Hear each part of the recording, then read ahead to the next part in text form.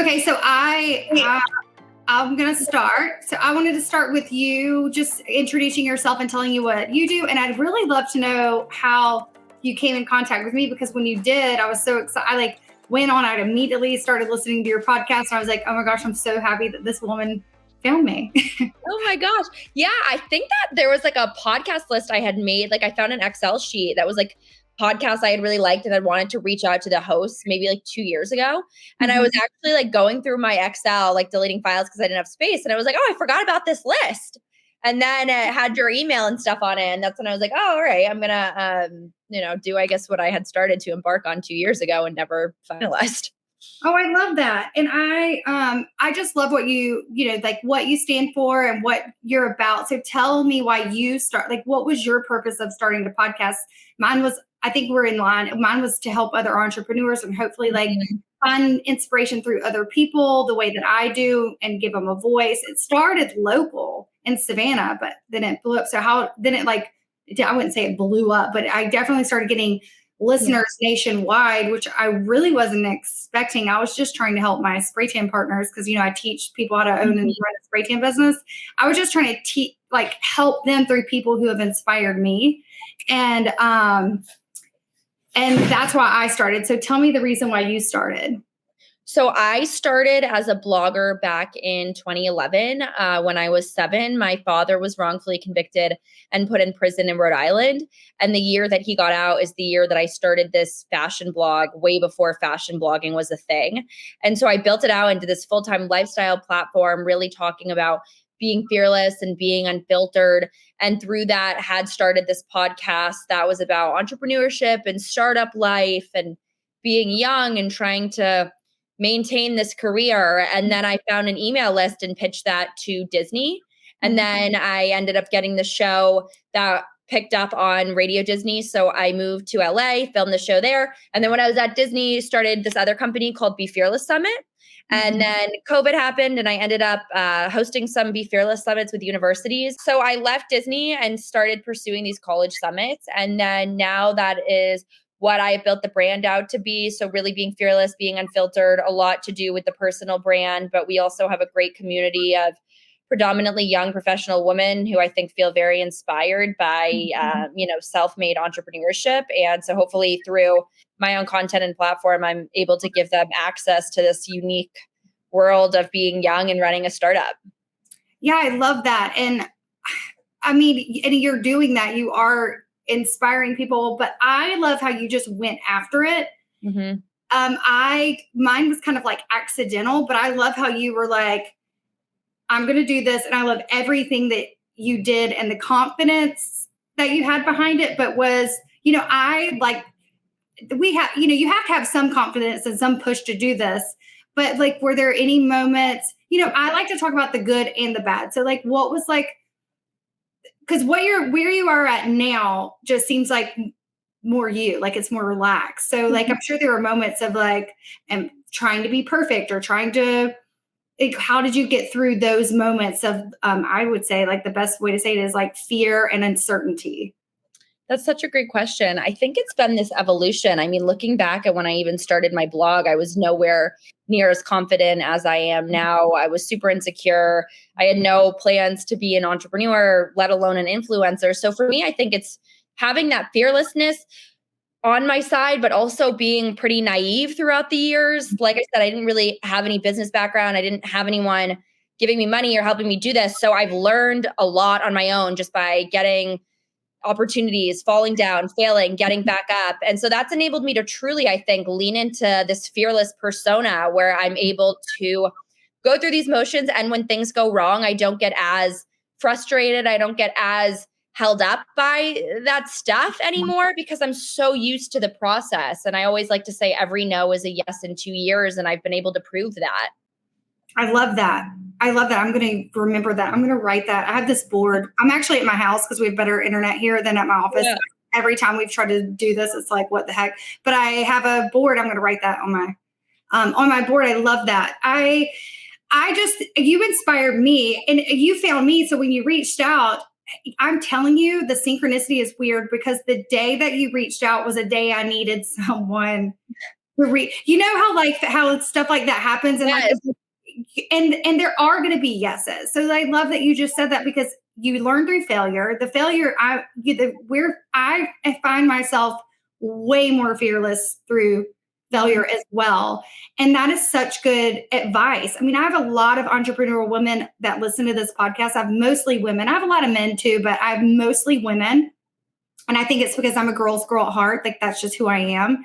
And the things that you're saying are just going to be so refreshing. And as many entrepreneurs as I've had on this podcast from whatever walks of life or whatever their business is or whatever their family background is. And if, some people did have a leg up and they still experience failures and struggles, even those who may have had the parent that really was able to financially help them. Or not, like the same core values and the fearlessness and the stuff that you do going through that is so important. So I love that. One thing I'm terrified of is blogging. I'm like the worst. I'm so bad at writing. Like I am a talker all day. Yeah. I've messed up so many messages and emails. Like now you don't even need to be. It's so weird now. I mean, that ChatGPT exists. I was about to say that. Really need to, but also like I love writing. So I'm like, I would never use, that to do my job, but it's everyone has their strengths, right? Some people are really good on camera and talking. Some people are really good at writing. Some people are great at singing. I think it's just leaning into your strengths. Yes. And I would like almost have like whoever was right before ChatGPT, I would have someone that I know was strong at it and like barter with them. To like, I mean, this is what I'm trying to say. Please help me write it. I'll give you a free tan. I love that. I love that barter idea. I'm like a big fan of that. I think a lot of people don't reach out to like other small businesses and stuff because they're afraid of rejection. But you say right there, I mean, you can really barter in that way. Mm-hmm. Yeah. And you're giving me you're giving me so much good advice, and it's going to be you have no idea how much I appreciate it because the women that follow my page, we're searching. Sometimes we get stuck and then they're just starving to be reminded. And we honestly all kind of know this. We're pushing through and doing the same thing, but it feels good to know that like, you're not alone. Like it really, really, I found that just like you said, like the journey, I'm enjoying the journey, even though the journey is sometimes tough. Like if it was easy, it wouldn't be the same. I wouldn't be the same.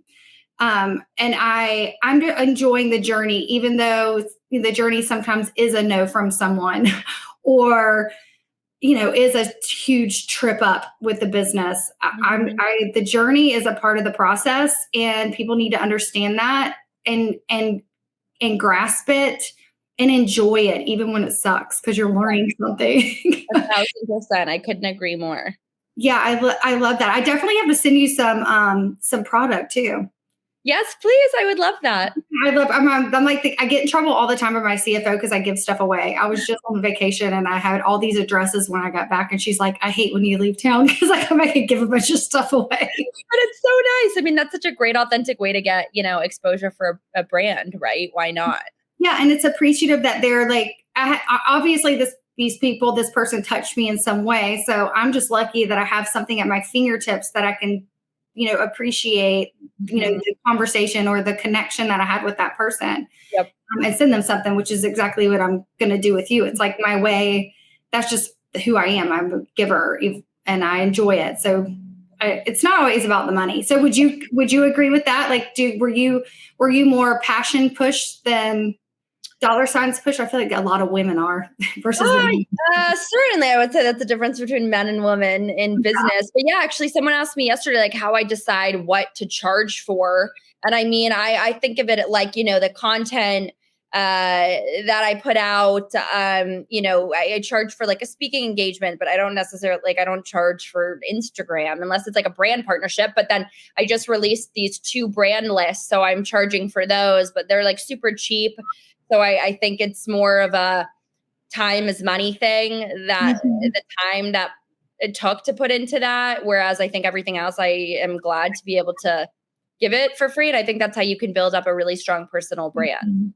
Yeah, exactly. I'm right there with you. You are so good at content too. Like 10 years later with this brand, am still I love my social media gal right now too. I have a really good one, but sometimes I think it's a part of, sometimes I think people graduate out of like the, where your company is. Not like I had bad social curators or social content creators prior. I just think the company evolved and grew into something else. And then that person wasn't a fit anymore, but you were so good at the content that you put out. I am getting better, but I have to get more involved in it, because at the end of the day, the people want the person behind the brand in the forefront on, and with content. And it's not always the easiest thing to do with everything else I'm doing with the company. So I appreciate everything that you put out. I've been paying a lot of attention to it. I've been getting ideas from it. So we'll have all like the notes from how to find you, because I think a lot of entrepreneurs on here could definitely get inspired by the stuff you're putting out and be able to curate something on their own, or make it more relatable to their business. But you put some really good content out there, and you're so dang cute. Oh my God. You're so sweet. You're making me blush, because it's funny, because I always feel like, oh gosh, I'm not good at this. And, I see a lot of these other content creators and whatnot. And that's why I prefer the word entrepreneur for myself. Like, I don't really love the word influencer. I don't think I'm good enough at the social media side of things to be a good influencer, I guess. So why you're good, because you don't care about the influencer part. I think that's why you're attracting the right people to your page. Maybe. And that's what I enjoy, because I don't always enjoy the influencer style. So I think I wouldn't say that you're not you're not good at it or whatever. I just think you're good at what you're good at, and it's attracting because it attracted me. And not to say I don't enjoy some influencers, but I really just like I just like the way you're doing it. It's more my style too.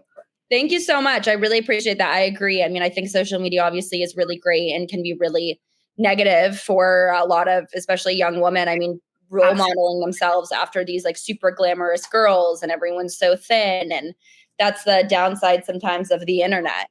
Yes. And I'm pretty big on not, if I'm getting on my story, a lot of times I won't use a filter or anything, but sometimes I just woke up and I'm like, yeah, I'm swiping that out just because I my own confidence. But I love that you're authentically who you are. That's how I live my life. And I want to put good stuff out there and inspire women to be themselves, because it is there's so much negative out there. It's so comforting to see someone putting positive stuff out there and being a positive, role model and mentor in that way. And you definitely are. Thank you. Who are some people that inspire you? Do you have any of your own favorite podcasts? Now that I'm in this world, I think it's so funny, who likes who. Yeah. And it all just kind of comes in together. Sure. I love a lot of the more business entrepreneurial podcasts. I love NPR's How I Built This. My friend Danielle Robe has a podcast called Pretty Smart. I really honestly don't listen to as many as I probably should, but if I am listening, I really like also Lauren Bostic, The Skinny Confidential. I like some of those wellness podcasts. So it's a lot of content to consume, also being so in the industry. So that's why I find myself, I could tell you 5 books that I love, probably a little bit easier than 5 podcasts. 5 books. So actually, what I just finished reading is Hangry by Mike Evans, the guy who started. It's so funny. I ordered that. It's such a good book. So that's crazy. I just ordered it, and I don't even remember. I think maybe it was a client of mine that told me, but I just ordered it. Yeah, I had never even honestly heard of him. I knew Grubhub, but I was at the library, which I just joined, and I picked up the book there. I loved that. One of my favorite books for entrepreneurs is called Shoe Dog by Phil Knight, the guy who started Nike. One book that I read and is the only book that I really keep and read through quite often is How to Stop Worrying and Start Living by Dale Carnegie. It's a lot of short poetic stuff that I read every now and then. And then fiction books I usually hate, I hate that. Same. Yeah, I usually just hate them. But my friend wrote the most incredible book. And the second one just came out, and it's called 4 Seasons. The second one, I'm already on chapter 10, I'm looking, is called 4 Seasons at Cutler's. But it's almost like a Sex and the City book mixed with just this really fun flirtiness. So I love that. I think that was 4 or 5. Yeah. Those are good. And though it's funny, I've already ordered one and I'll pick up the others. But I think when you're inspiring someone, it's good to know like what they're reading, what they're doing. I went through a stint this year where I read a ton, and then I traveled to them, and I'm freshly single as of the end of last year. I don't know, it still seems so fresh. So I've been doing like a combo of like business. I do like Jasmine Star for business. Love her. And then she's like, you need to listen. If you haven't listened to her, I love her. Okay. She's amazing. And then I do Date Yourself, which is a fun one for if you're single. And she's also very entrepreneurial. Like she's very impressive. Mm-hmm. I love that one. So I've been doing podcasting more. So, and I think it's because my son left for college. I'm alone. I had him young. So I think because I'm alone a lot, I think podcasting is like good to get inspired when you're by yourself. It's almost like I might sound like a psychopath, but it's like you're having a conversation with someone, even though you're home alone. No, that makes so much sense. I love it. And that's such a reliable thing about podcasts is it's like you feel like you know this person. And I think that's super cool. Absolutely. And it inspires me. Like as I'm growing my own podcast, I like the different styles, and I definitely love yours. I think I lean towards more listening to women for some reason. Mm-hmm. I'm very much a girl's girl. I'm here for the woman.